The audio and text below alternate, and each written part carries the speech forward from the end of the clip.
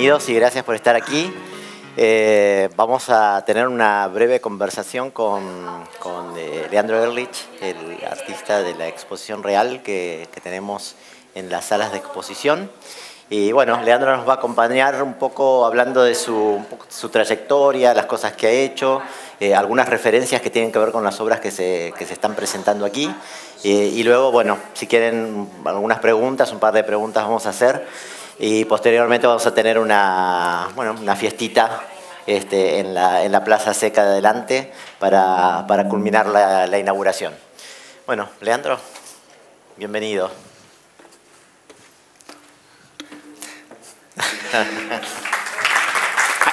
¿Por qué hay que entrar?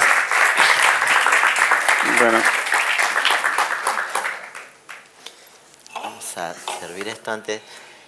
Recién comentaba una anécdota de una vez que se me cayó una jarra de agua en una de estas situaciones. Entonces vamos a hacerlo antes de comenzar para que no haya problemas. Bueno, Leandro, el público Leandro. Bueno, encantadísimo, gracias a todos por venir, antes que nada. Estoy muy contento de estar en Córdoba mostrando esta obra, esta aventura en la cual me embarcó Rodrigo Alonso y de la cual estoy muy contento. Y bueno, ya ahora veremos de qué se trata esta charla. Acabo de llegar. Sí. Bueno, creo que lo primero que podríamos contar un poco es como, digamos, hablar un poco de la exposición, ¿no? Contarnos un poco por qué, digamos, cómo viste el espacio cuando viniste, por qué se te ocurrieron estas obras, cómo se te vino a la cabeza la posibilidad de esta exposición. Bueno, la primera, después de la invitación, lo primero fue venir a Córdoba, visitar Casa Naranja. Sabía de las exposiciones que venían realizando, el programa, un poco. Y bueno, fue la verdad que me interesó traer, es la primera muestra grande que hago en el interior del país y poder hacer una presentación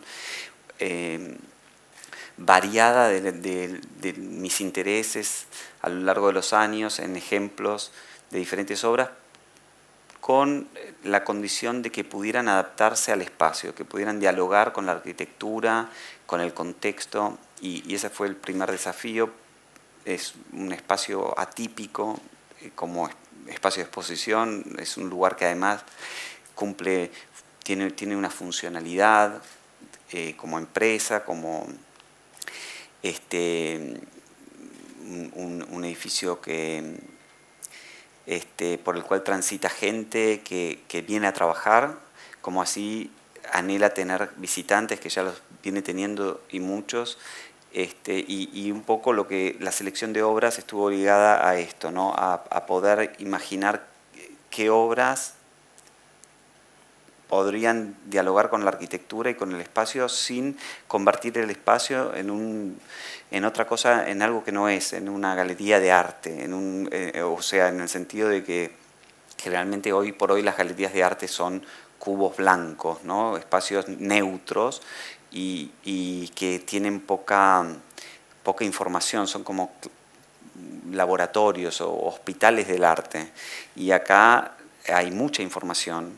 Y esa información está ligada a lo cotidiano, a espacios, a la arquitectura, y mi obra también era un tema de encontrar qué obras iban a encontrar una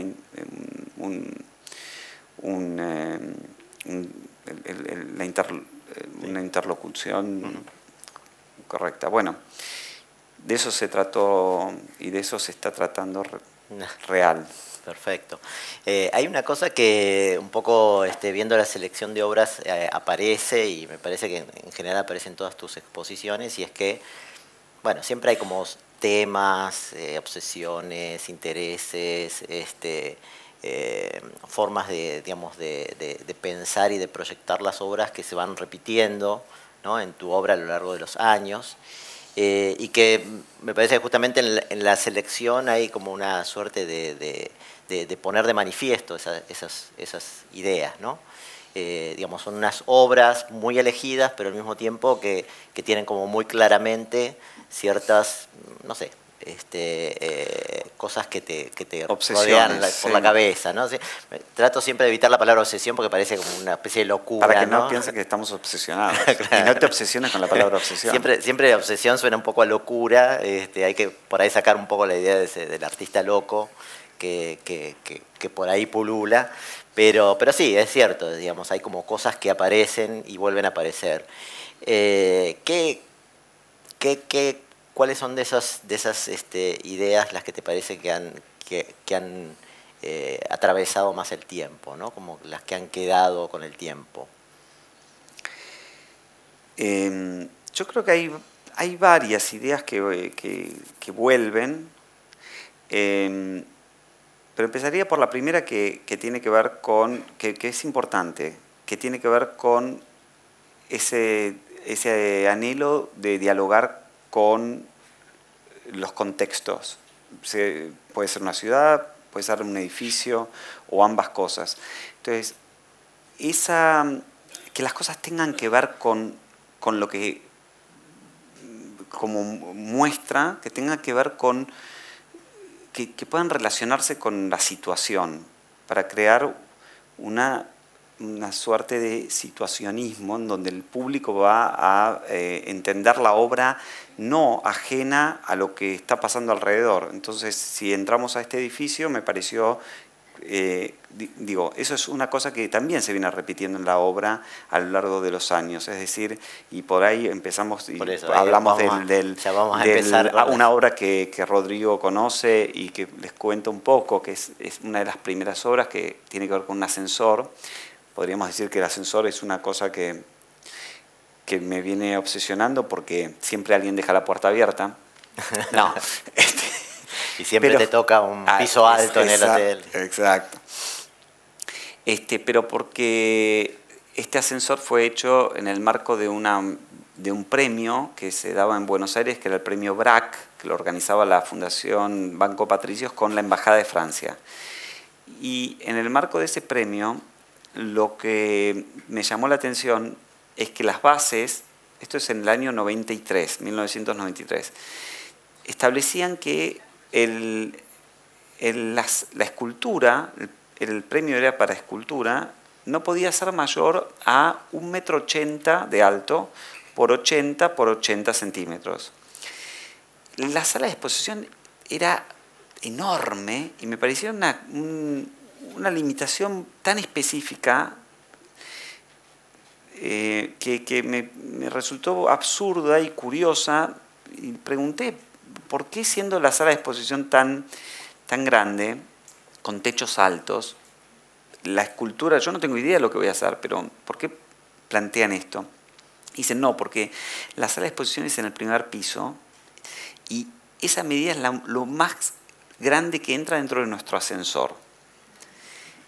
Y a partir de ahí pensé en responder a esa limitación con humor y creé este ascensor, que es un ascensor invertido, que tiene un juego de espejos adentro, pero que justamente tenía las medidas máximas y que de hecho entró en el ascensor de este lugar, pero con calzador, ¿no? Como que, o sea, no, realmente entraba justito y salió justito. Entonces se da en esta obra algo que tiene que ver con volver a ver algo que tiene que ver con lo cotidiano, que está invertido, que está transformado, que la funcionalidad se pierde para dar lugar a una ficción, pero donde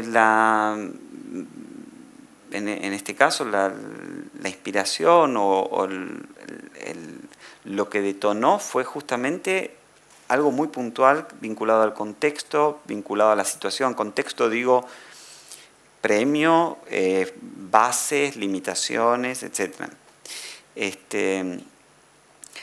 Entonces, para mí eso siempre fue importante, independientemente de que ha habido casos en los cuales por A y por H o por B termino participando en un evento o una exposición en la cual no es siempre posible producir algo específico, pero en la medida de lo posible, sí, para mí es importante. Esta es la parte de afuera, un ascensor que ya ha envejecido mucho, y cuando la gente miraba por adentro, se generaba, lo que se veía era, o sea, es como que si la cabina hubiera sido puesta en forma, lo cóncavo deviene convexo, como si fuera un guante que se da vuelta, y al mirar por la reja se veía el hueco del ascensor, en donde un juego de espejos generaba la ilusión de una profundidad infinita. Claro. Y que también tiene que ver un poco, y hablábamos de eso, con romper, ¿no? Con romper con esas medidas, ¿no? Es decir, virtualmente se habían roto ese 1,80 m, y se había creado un espacio infinito dentro de, ¿no? de una suerte de espacio limitado, ¿no? O limitado sobre todo por las bases en este contexto institucional. Y es interesante porque justamente esta obra, que es una de las primeras, o digamos, de las primeras así importantes, vuelve a aparecer en los ascensores que tenemos arriba, ¿no? Con otra idea, con otro concepto, pero... Y además hay otras obras con ascensores que ahora vamos a ver en el PowerPoint. Es decir, que este tema, por ejemplo, del ascensor y esto de dar vuelta a las cosas y de pensar, me parece también como el espacio, ¿no? La espacialidad, que es otro de tus temas recurrentes, ¿no? Las limitaciones de espacios, las expansiones de los espacios. Digamos, de alguna manera en esta primera obra hay como un montón de cosas que está en tu obra actual y que están en muchas de las piezas que están aquí en la exposición. Sí, algo que Rodrigo conoce, pero lo cuento también, es que yo crecí en el marco de una familia en donde había demasiados arquitectos. Estaba mi papá, arquitecto, mi hermano, una tía que ya falleció, pero también arquitecta, y esto no me hace arquitecto, pero lo que sí ha sucedido es que es como alguien que crece en el campo y de repente tiene una familiaridad con la naturaleza distinta a quien crece en la ciudad. Bueno, y para mí eso fue importante porque en algún momento descubrí que el espacio albergaba información. Los objetos dentro de la arquitectura contienen información separada de la funcionalidad, que es aquello en lo que el arquitecto en general está. El arquitecto está muy focalizado en la función y eventualmente en el diseño, la estética de esa función. Pero ningún arquitecto que uno pueda respetar va a decir, no importa por dónde entres, o sea... bueno, después vemos cómo hace la gente. Hacemos un teatro para 200 personas, pero entran 20, o el pasillo es muy chiquito. Es decir, toda la lógica del espacio tiene una función, está determinado por la función. En definitiva, eso probablemente no podamos escapar a esto. Siempre, incluso una muestra de arte va a estar regida por condicionamientos reales. Pero lo que me interesó del espacio y de la arquitectura y de los objetos es que estos objetos plantean escenarios en los cuales nosotros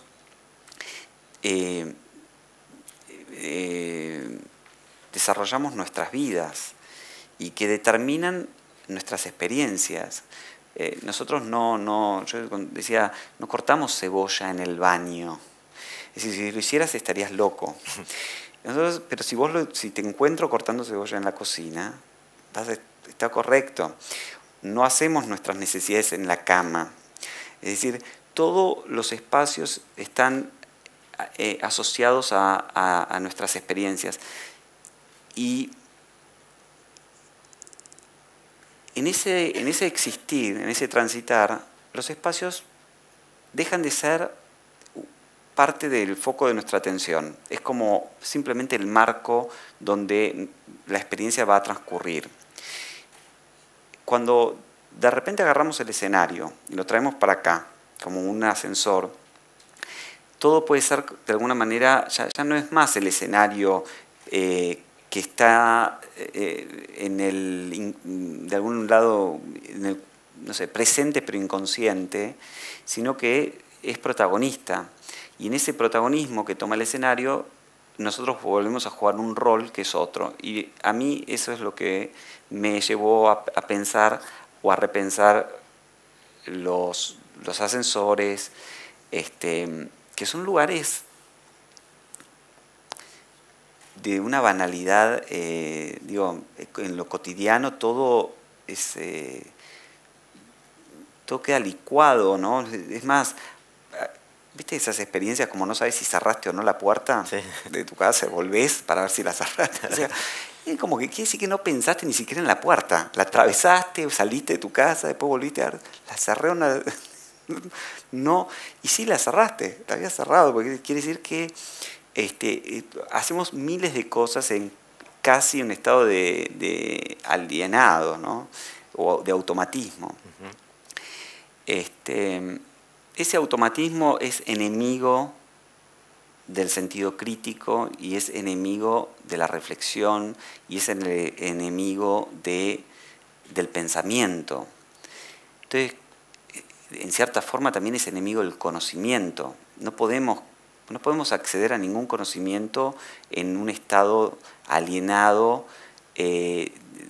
digamos, dentro de ese subconsciente en estado de vigilia. ¿Y qué es lo que te despierta? En eso, en alguna medida, lo que te despierta es la sorpresa. Aquello que te... de hecho, hay estudios por neurólogos que han descubierto que todo aquello que nos sucede en el marco de la sorpresa se hace de alguna manera imborrable en la memoria, activa. Pasa que, claro, o sea, cualquier cosa que aprendamos que nos sorprenda, cualquier cosa que nos sorprende en forma muy fuerte es imborrable en la memoria. Lo que pasa es que podríamos pensar que sería imposible aprender de esa forma porque es insostenible la sorpresa en la línea del tiempo. La sorpresa tiene que ser un acto disruptivo de un orden constante. Y en ese sentido hay algo en lo que tanto dicen la ilusión, etcétera, que juega ese rol disruptivo y de quiebre para poder decir, bueno, yo no estoy en el espejo. Y si no estoy en el espejo, de repente me despierto de algo que me está llamando la atención, tengo que pensarlo, y lo pienso y lo descubro, lo entiendo. Y ese es como un poco un punto de partida, ¿no? Pensaba un poco, bueno, si querés seguimos un poco en el PowerPoint, porque está la obra del living. Vamos al living. Esta es una escalera en la cual no te puedes tirar, es antisuicidio. Es muy segura, es muy popular en hospitales psiquiátricos, la ponen horizontal. Ahí está. Acá está el living. Que también es otra de las obras tempranas, podríamos decir, donde se va como acuñando un poco tu poética, y donde aparece este tema del espejo, no espejo, porque digamos otra obra que también tiene mucha relación con la de los ascensores. Sí. Contanos un poquito sobre esta obra en particular. Esta obra la hice en el marco de una beca que tuve en Houston, y la construí éramos 8 artistas y a cada uno le daban un taller. Y al final del año había una muestra donde mostrábamos lo que habíamos hecho en el año en una sala de exposición. Y yo lo que decidí es hacer el trabajo dentro de mi propio estudio, que era un taller no muy grande, y lo que construí fue lo llamé el living, pero bueno, podría ser una sala de estar, no sé, una sala de espera, pero para mí era un living. Entonces, vos entrabas, la gente entraba acá, acá está. Entonces entrabas por una puerta que estaba acá, nos salió en la foto, y te encontrabas con este espacio con 2 espejos. o al menos con lo que aparentaban ser dos espejos, porque este primer marco tenía un espejo. Y este segundo, en realidad, no tenía nada, ni un espejo ni un vidrio, sino que tenía una ventana que daba a un espacio duplicado y espejado, donde todos los objetos, pósters, florero, etcétera, estaba puesto del otro lado. Lo cual, la imagen especular, en la simetría del espacio, se duplicaba y realmente actuaba de la misma manera que un espejo, duplicando todo, y en la medida que vos, digamos, que la gente se mueve, el ángulo de incidencia de lo que uno ve es el mismo. Acá estoy yo parado delante de eso, pseudo apoyando la mano en algo que no existe. Entonces te encontrabas delante de un espejo en el cual uno no se veía. Y si bien no soy en general nunca me ha pasado de nunca me quedo delante de las obras, no me van a ver siguiéndolos a ustedes, viendo a ver cómo reaccionan o qué es lo que piensan de las obras. Esto está hecho y ya fue, pero ya fue, como dice mi hija. Pero como era en mi estudio, yo tenía que estar ahí y abría la puerta, y me pasó una vez, cuando entró gente del público, un señor que entró. Claro, yo los tenía que inducir a que sigan caminando para que lleguen a ver lo que pasaba en el otro agujero, ¿no? Pues si no entraban y se quedaban en la puerta, decían, qué linda decoración, no sé, que compraste en Ikea, los muebles. Y yo le decía, no, seguí caminando. Y me acuerdo de un señor que entra y se para donde estoy yo ahí, en esa foto, y mira, y me mira, y vuelve a mirar, y me dice como hay algo raro. Digo sí, digo peinate. Y el tipo ahí se queda como atónito, porque él no se dio cuenta en esa instancia que él no estaba en el espejo. Y me llamó la atención, digo, es anecdótico, pero es curioso, que para algunos no sé, pensamos que es evidente que lo que vamos a buscar en un espejo es el reflejo. Por ahí otros están mirando todo lo alrededor menos a sí mismos, y la ausencia del reflejo en el espejo, para mí, más allá del chiste, del truco, que además dura poco, lo que me parece interesante era que tenía esa capacidad de tener un sentido metafórico, simbólico.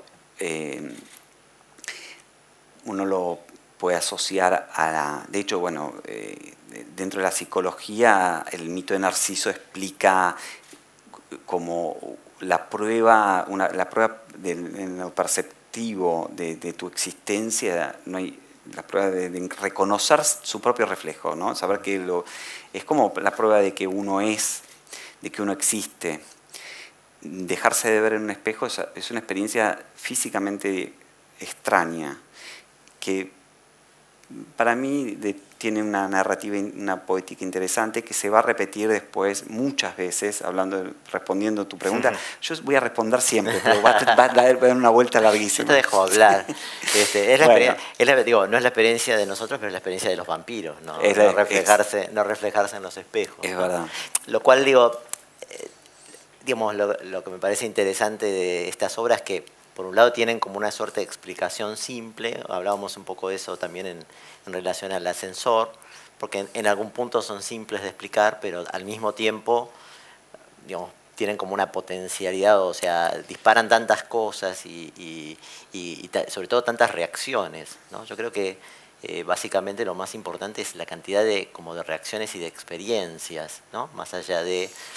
Porque también otra cosa que en algún lugar digo ahí en el texto es que hay como un truco pero el truco no está oculto, ¿no? A veces tarda más tiempo, a veces no tarda tiempo. Por ejemplo, la obra de la escalera con la pared no es algo que necesites mucho tiempo para... O sea, lo ves de inmediato, pero en todas siempre te queda como algo, ¿no? que te lleva como a seguir explorando, y casi siempre eso tiene que ver con la experiencia, que la experiencia es como un punto fuerte en muchas de tus obras. Sí, sí, con la experiencia y con la idea de retomar cosas que uno reconoce para llevarlas a otro lado, que para mí no tiene nada que ver con, muchas veces he sentido la idea de surreal. A ver, el surrealismo ha sido, creo que hay instancias en donde evidentemente todo tiene que ver con la realidad, o todo aquello que cuestione la realidad. En el arte ha sido muy fuerte por ahí el movimiento del surrealismo, ¿no? Pero, en fin,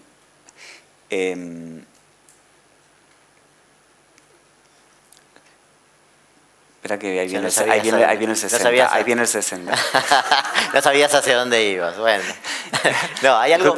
¿Me lees el cartelito que tengo acá? No, hay algo, sabes que yo también pienso en relación a las obras de Leandro, por supuesto. Me quedé pensando en otra cosa. Tienen mucho de humor, ¿no? O sea, me parece que tenés como una aproximación. Que no sé si dejé la pava prendida. Digo, tenés como cierta aproximación a la realidad, siempre como desde cierto costado como lúdico, ¿no? Como de encontrarle también como cierto costado divertido. Pero yo creo que hay como una suerte, en tu poética hay como una suerte, podríamos decir, como de escala podríamos decir, del asombro, de la sorpresa al delirio, ¿no? Porque hay cosas que son delirantes. O sea, hacer toda una habitación espejada es un delirio. Es un delirio. Bueno, es que nunca, como dijiste, la sorpresa y el delirio tienen mucho que ver a veces, pero todo lo mantenemos en el orden de lo racional. Igual, lo que dijiste por ahora, pero hay algo en relación a lo lúdico que mencionaste y al humor, que para mí es importante. Primero porque evidentemente nunca maduré del todo, pero en relación a eso también pienso en la experiencia que tienen o que tenemos nosotros en la infancia, porque hay algo en lo lúdico. El juego es el mecanismo, la articulación que es la primera articulación del aprendizaje, es a través del juego. ¿Y qué pasa? El aprendizaje cuando somos chicos, primero suceden muchas cosas que eventualmente pueden suceder en alguna de las obras, en la experiencia, que es la sorpresa, es el no entender para poder entender, y la percepción como herramienta para acceder a ese conocimiento. Porque previo a que nos puedan explicar cómo son las cosas, lo primero con lo cual uno nace es con la percepción, ya sea visual, auditiva, el tacto, etc. Es decir, vamos entendiendo de qué se trata el universo a partir de lo que vamos viviendo. Después está el conocimiento que te he transmitido, que ya son conceptos. Ahora, en la obra, en mi caso, hay un anhelo por quebrar aquello que deja de sorprendernos, como para justamente volver a pensarlo, casi emulando ese proceso lúdico infantil. Y por eso creo que se genera también, además que obviamente es accesible a la gente, digamos, es accesible a todos, poder reconocer algo, una casa en la cual veo un espejo, pienso que estoy en un lugar en el cual no estoy, etc. Evidentemente hay mucho de juego, hay humor, y sin embargo hay una segunda instancia donde uno puede pensar las cosas desde otro lugar. Este era el plano del living, ahí se ve cómo estaba arreglado, o sea, todo duplicado. Esto es Bienal del Whitney. la Bienal del Whitney. Era una tormenta, sistema de agua, era como, simulaba ese espacio que quedan entre dos edificios que se construyen absurdamente demasiado cerca, y el espacio exterior termina siendo mínimo, o sea que el interior que vemos a través de la ventana, lo que vemos adentro de la ventana es el afuera, una inversión otra vez, para la cual tuve que ir a la casa de plomería en Houston y preguntar qué tipo de bomba necesitaba para alimentar 7 cabezas de ducha, y el tipo, las bombas no están hechas para alimentar duchas, entonces todo te lleva a ir probando cosas. Sonido, me acuerdo, ¿no? De la Sonido, tormenta. había un trueno que activaba los relámpagos. Esta es la pileta en Houston, que fue donde se hizo por primera vez, y después se llevó a la Bienal de Venecia en el 2001 y terminó acá, construida en forma permanente en un museo en Japón. Muchos japoneses algunos me hicieron juicio porque se quisieron ir a bañar y no podían. No, eso no pasó. Pero bueno, y terminó siendo una obra que en esta ciudad que se llama Kanazawa, es un poco un emblema de la ciudad, un lugar que todo el mundo conoce como una referencia.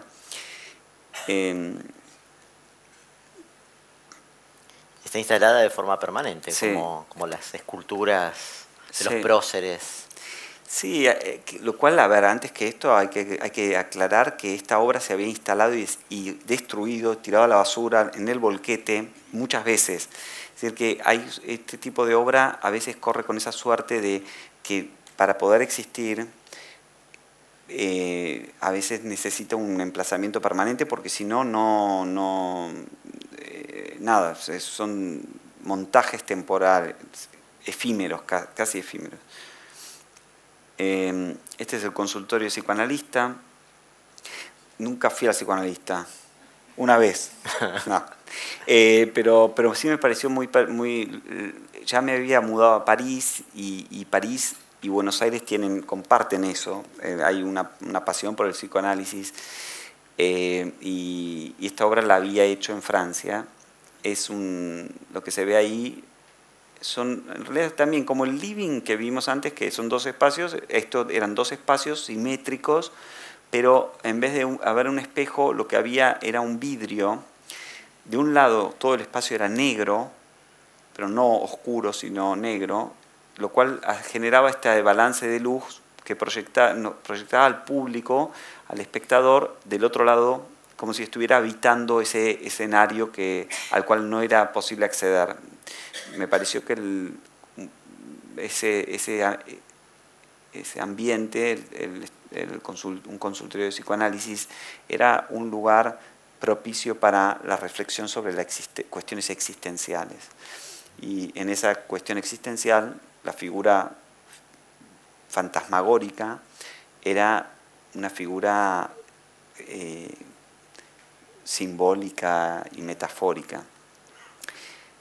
Esto ya es otra cosa en video, porque Rodrigo me dijo, no, ayornate, pibe, tenés que hacer... Hice cosas en muchos medios. Esto es una cámara de seguridad que en realidad no existe, que es una exacerbación, como si fuera un cuarto vigilado, como si este espacio necesitara 25 cámaras para tener todo muy asegurado. Esto fue después de que el mundo se transformara en un gran hermano, Orwell, pero de verdad, ¿no? Y en el cual no pasaba nada, en realidad no hay ninguna acción, es simplemente un énfasis en la vigilancia. Fue genial, es que esta obra la mostré en China hace poco, y toda obra en video en China tiene que ser revisada, no así como otras obras, pero el video en particular, todo lo que es video, los museos se ven obligados por el Estado a ser, tienen que pasar tiene que estar fiscalizado y ver si está sujeto a censura o no. Estos videos no pasan nada en sí mismo, pero hablan de una cuestión que tiene que ver con la vigilancia. Bueno, no hubo ningún problema, se puso la obra en el museo. Alguien se tomó el trabajo de ver todo el De haber metraje, pasado, ¿no? De ver todos los tantos videos. Sí. Bueno, esta es otra obra. Bueno, acá de nuevo el ascensor, ¿no? Un ascensor. Y este ascensor es del año 2011, creo. Es decir, vuelve... Hay varios ascensores que van y vienen. Este es uno que las puertas se van abriendo y cerrando, y cuando se abren aparece gente. Como si fuese como si uno se encontrara frente a las puertas de un ascensor en el piso en un piso en el que nadie baja. Entonces las puertas se abren, se cierran, está la musiquita del ambiente del ascensor y uno ve gente que está esperando que se cierren las puertas. Y hay situaciones medio raras también, ¿no? El chiquito con el globo. Sí, sí, hay de todo. Hay alguno... Siempre está esa gente como aburrida, ¿no? Exacto. Como... Bueno, acá está la obra que estamos mostrando arriba. Que siempre, incluso hoy día, me sigue pasando, creo que es algo que... de entrar al ascensor y que entre alguien, ¿no?, del otro lado, y hay un fragmento de segundo, a pesar que ya sé de qué se trata el dispositivo y demás, uno tiene como, hay un reflejo en el cual ya sabemos que no hay un espejo y sin embargo hay un reflejo de creer que el otro es el reflejo de uno, ¿no? Y a mí esa instancia me parece interesante en relación a la idea del otro, ¿no? Porque el otro es otro y yo soy otro para el otro. Y además hay una cuestión, me parece, es un poco como esta gran obra famosa de Duchamp, El Gran Vidrio, que es una obra de vidrio, como su nombre lo indica, pero que lo que pone de manifiesto es el acto de mirar. Vos ves a otro mirar, como siempre tenés un espectador del otro lado, vos ves a otro mirando una obra que es lo mismo que vos estás haciendo, ¿no? Y acá también aparece, o sea, uno ve al otro que mira y que está haciendo lo mismo que uno está haciendo, entonces también hay como algo reflexivo sobre el propio acto, ¿no?, que uno está realizando, ¿no? Total. O sea, el otro es uno también. Totalmente. Y esto es como muy clave, o sea, es la percepción por un lado de descubrir qué es lo que sucede, pero también es la percepción de la percepción, es la percepción de ver cómo otro percibe. Bueno, es que hay algo siempre, exacto, digamos como meta... Sí, crítico, o sí, sea, que uno va entrando como reflexiona sobre la reflexión, o sea, además del espejo es justamente un reflejo, ¿no? O sea, es como un acto de reflexión también. Con lo cual, por ahí esta charla puede ayudar a dar a entender algo que tiene que ver con, al menos con la intención de la obra, de lo que, desde dónde está pensada, ¿no? De dónde, independientemente de lo inmediato que propone la obra. Bueno, esto era una puerta de subte con un video que simulaba... Está como en la línea de las obras que tenemos aquí del avión. Sí, exactamente. De las ventanas del avión, ¿no? Sí. La tecnología, yo siempre, salvo las, digamos, en general le escapé siempre siempre tuve una relación ambivalente con la tecnología y la sigo teniendo en ciertos aspectos, porque por ejemplo no me ha interesado al día de hoy, no sé si va a interesarme, lo que tiene que ver con la realidad virtual. Eso ha evolucionado enormemente, yo he visto cosas que son a nivel perceptivo demenciales, o sea, uno se pone un casco, unos audífonos, auriculares, y uno puede estar en cualquier lado, pero a un nivel, absolutamente convincente, físicamente convincente.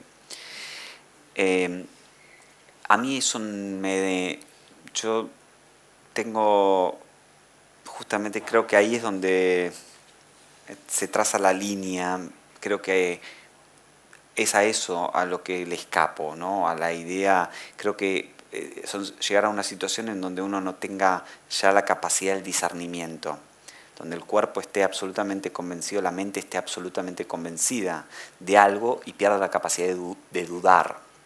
Y creo que la obra lo que plantea es una duda, y que esa duda es esencial para mantenerse despierto, mantener el sentido crítico, cuestionar las cosas.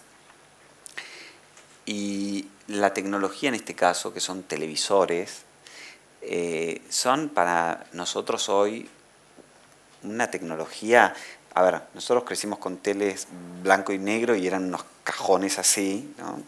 Apareció la tele color, después por supuesto nos acordamos de cuando la tele se empezó a afinar y eran así, ahora ya son de 1 centímetro de fino, y nos ha impresionado mucho ese desarrollo tecnológico en un momento, pero ya hoy la tele es como, realmente es una tecnología tan básica o cotidiana, no diría básica, pero sí familiar y económica, que me da a pensar que ya estos plasmas son como una tela en donde en lugar de pintar es el video el que toma lugar a construir una imagen que necesita movimiento, porque nuestro estímulo, el nivel de estímulo con el cual vivimos, vivimos como en un estado acelerado donde si esa pintura no se mueve, no hay ruido, no hay movimiento, ya tenemos que bajar un cambio para acostumbrarnos a ver, ¿no? Y yo creo, me interesa responder a nuestro tiempo, al nivel de estímulo en el cual nosotros estamos acostumbrados a vivir nuestro día a día. Esta es la torre que se hizo en el Museo Reina Sofía, que no tenía video, pero tenía eran 2 espejos, era como un gran periscopio con un vidrio en el medio en el cual la gente entraba y esto es lo que se generaba, porque dentro de ese edificio, en realidad lo que está construido por dentro es un pasillo. Entonces, al mirar por esta ventana, lo que uno veía era que yo apagué el televisor, por ejemplo. Jefe, el televisor tiene que estar prendido. Ahí está. Ahí está. Bueno, ahí está. Se veía un pasillo con la gente. No tenés el poder para apagar el televisor. No.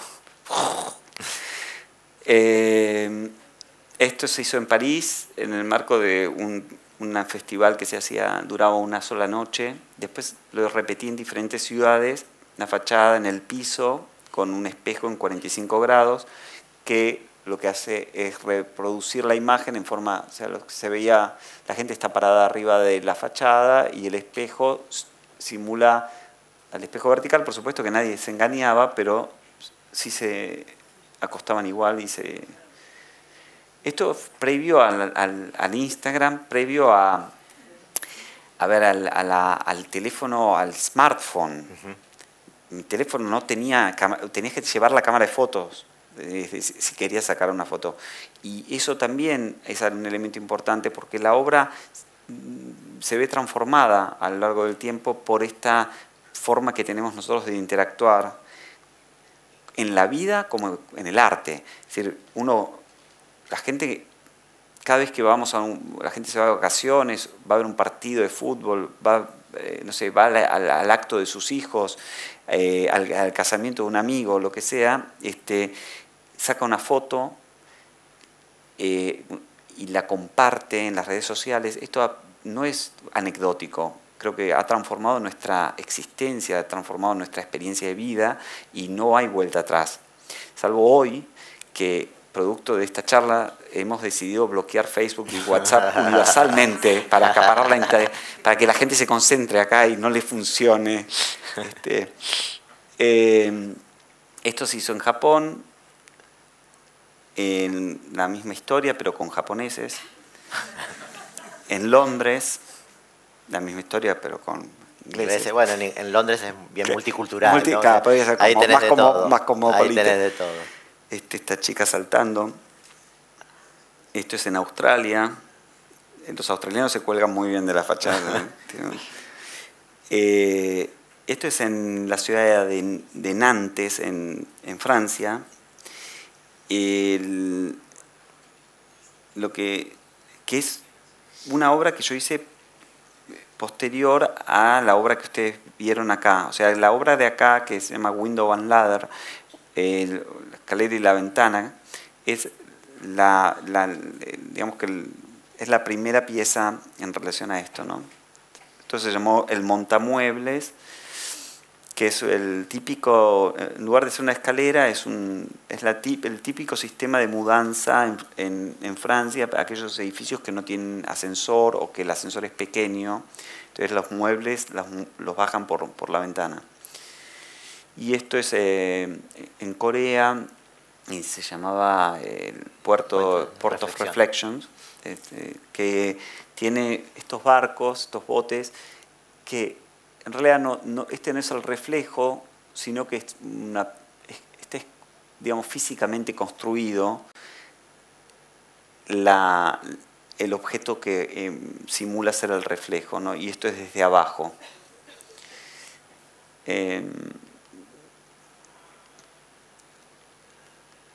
Esto es en La Habana. Salté en el tiempo, no hay linealidad. Esto es en el año 2000. En el año 2000. Rodrigo... Ahí nos conocimos personalmente. Sí, ahí nos conocimos personalmente. La gente está invitada a fotografiarse dentro de este set y le damos una foto de una Polaroid. Una Polaroid. Y lo interesante del juego, de la experiencia, es que en Cuba obviamente nieve no hay. Y por otro lado, en esa época los cubanos tenían restringida la salida al exterior, todavía no es del todo libre, pero es un poco más libre. Con lo cual esta fantasía se hacía realidad en una foto. Algo que hoy, de hecho, tiene mucho que ver con lo que hablábamos recién, ¿no? La Polaroid era la foto instantánea, en el año 2000 no había... Además en Cuba no había... O sea, tener una cámara fotográfica era un objeto de lujo. Entonces los cubanos no tenían cámaras y no hacían fotos. De hecho, no había lugares de revelados de fotos. Entonces nadie tenía... O sea, solamente para tener una foto había que ir a un estudio a sacarse una foto, ¿no? Es decir, nadie tenía una foto propia, ¿no? Es decir, que hacía su propia foto o tenía una foto de alguna situación que no fuera un retrato del documento o sacado en estudio. Entonces era una experiencia muy extraña para el cubano tener una foto, ¿no? O sea, tener una foto de una situación como esta, que era una situación... Además, sí. esto, metido dentro de la Bienal de La Habana, ¿no? O sea, la gente era muy interesante porque hacía colas inmensas, ¿no? Para sacarse la foto. Y para construir esta fantasía de haber estado en otro lugar, ¿no? Que como vos decís, solamente existía en la foto, ¿no? Pero bueno, es como esas fantasías que a uno les gusta también pero con mucho humor, ¿no? Porque además la gente salía y decía, oye, estuve en Suiza esquiando, y le mostraba la foto como la prueba de... Le decía que había algunas personas que llevaban abrigo y todo como para hacer la situación, como que estaban, una campera, algo, hacía como 40 grados de calor, ¿no? Pero se llevaban algo para hacer entender que estaban en el contexto, ¿no? Se lo pedían prestado después el suéter. No prestás en el suéter porque no voy a sacar la foto. Claro. Estos eran soldados de verdad que estaban cerca, había un regimiento que cerca del centro de exposición. Bueno, y acá estas son imágenes de New Orleans, donde fue la génesis de esta obra, ¿no? Esta obra que originalmente nació de este contexto. Bueno, el contexto, contarles un poquito, tiene que ver con el huracán Katrina. Me habían invitado a una bienal, la primera bienal en New Orleans, y fui a conocía New Orleans, pero no fui después de Katrina, y me llevan a este lugar que parecía una zona de campo, pero digo, uno desde un auto, ¿no? Veía todo verde y claro, desde el aire uno puede ver que la traza de las calles es como, esto imagínense desde un auto, no, uno no ve todo esto, este dibujo. Entonces uno ve por acá y ves todo verde y parece que estás en una zona rural. Hasta que, claro, empiezo a entender lo de las calles y digo, no, pero no estoy en el campo, como si fuera un campo con calles.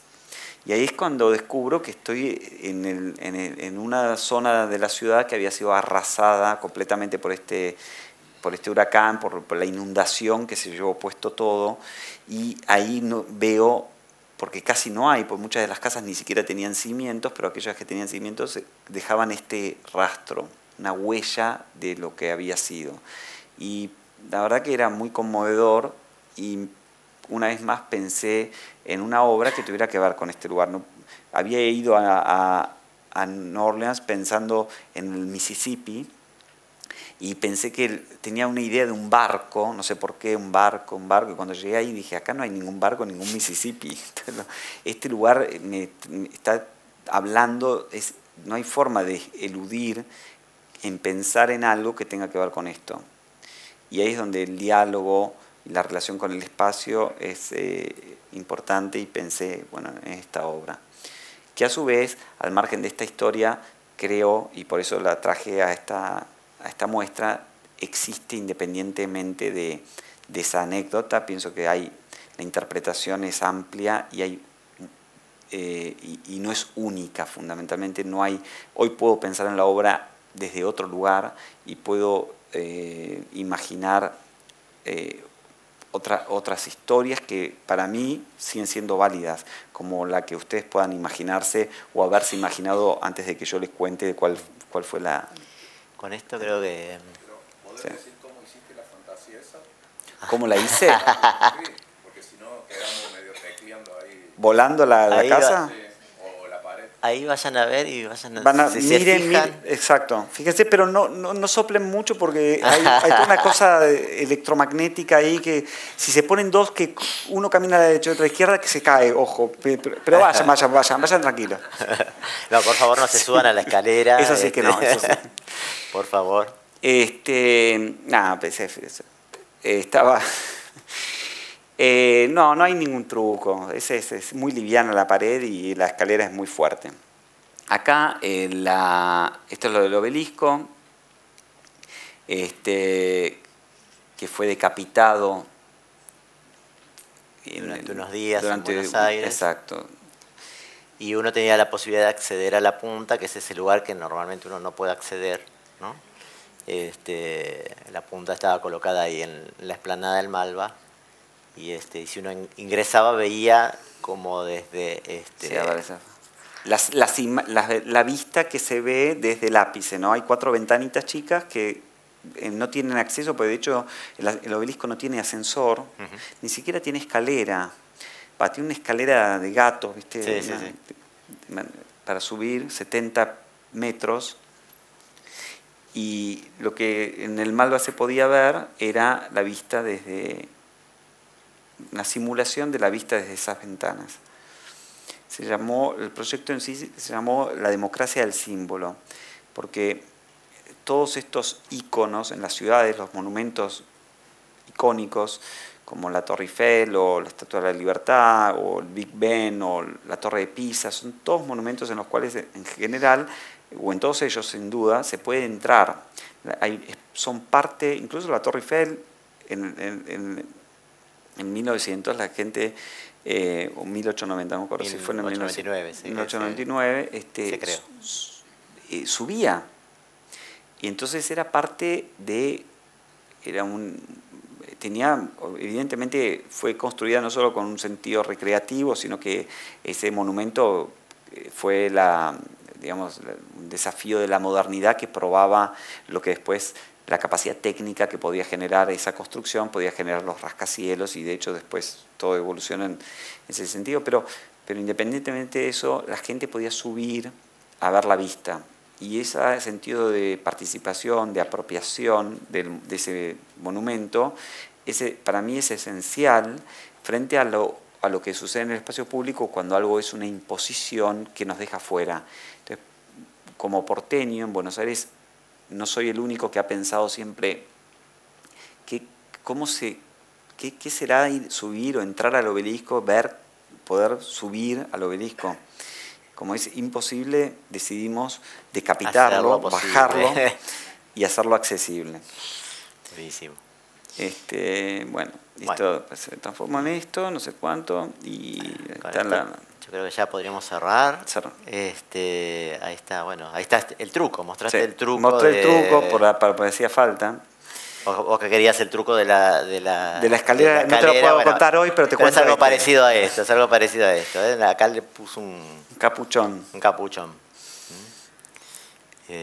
Bueno, y que no es lo que habitualmente estamos acostumbrados a ver el truco, pero bueno. Ahora sí. Bueno, y ahora trajiste imágenes de CNN. Sí, siempre me gusta ver un poco de tele, las actualidades. Hacer zapping. Sí. Bueno, yo creo que con esto más o menos podemos cerrar, ya hemos hablado bastante. Si quieren podemos hacer un par de preguntas, pueden ser 3, 4. Pero siempre lo que les pido es que sean como preguntas muy concretas, sobre algo concreto que quieran saber. Estaremos muy gustosos de escucharlos, sobre cosas muy, muy, muy concretas que quieran preguntarles a Leandro, y si no, nos vamos todos a festejar a la placita con cervezas y... El primer ascensor del año 93 tuvo premio. Ah, sí. No lo tuve, por suerte, porque estaba con una bronca igual. Me dieron a ver, el premio BRAC era algo muy anhelado, porque el premio BRAC es una beca a París. Te vas un año a París. Y era el sueño del pibe. Y no me lo dieron. Me dieron una mención. Y bueno, después me llevó un poco más de tiempo, pero me fui a París. Después vivía en París, sí. Bueno, pero fuiste a Estados Unidos y te fue bastante bien en Estados Unidos. Sí.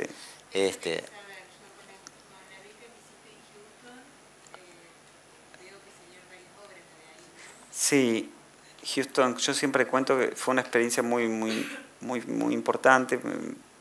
Salieron muchas obras porque había el marco para producir obras que, digamos, qué sé yo, era realmente un espacio donde primero te daban un lugar y no era una mega beca, pero te daban como una libertad para hacer cosas que iban a ser vistas también, ¿no? Que iban a tener un marco de...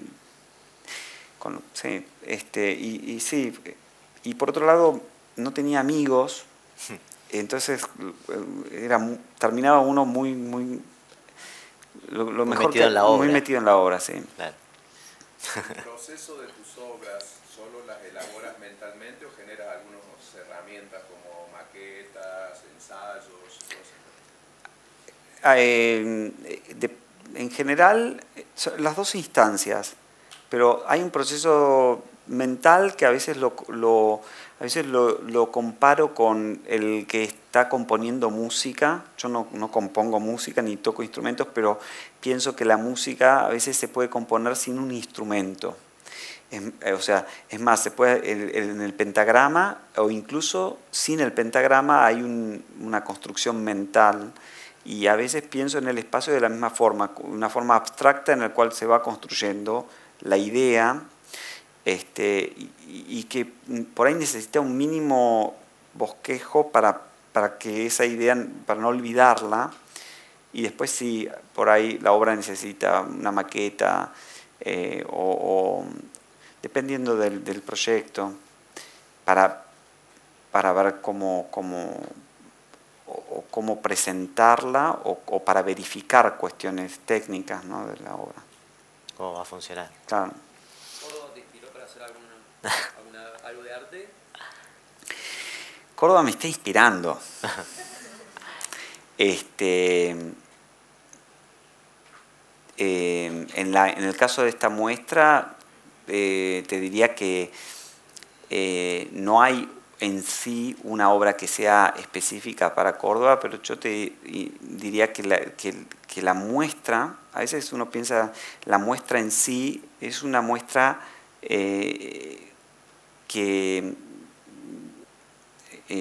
está pensada en función, como dije al principio, en función no solo primero del espacio, de la arquitectura, y también como una muestra introductoria a la obra, una muestra que va recorriendo desde los ascensores, el espejo que no está, el video, la fotografía, aquellas obras, las nubes. Entonces es una especie de compilado pero no aleatorio, ¿no? Es un compilado que trató de ser lo más abarcativo posible dentro de lo que he venido haciendo. Muy bien, entonces los invitamos a dar. ¿Formación académica en los inicios? Mi formación académica en los inicios, yo terminé la primaria y ahí, no. No, terminé la secundaria, me metí en Bellas Artes en Buenos Aires, pero no duré mucho. Antes del año había decidido dejar la escuela porque no estaba como muy apurado para hacer otras cosas.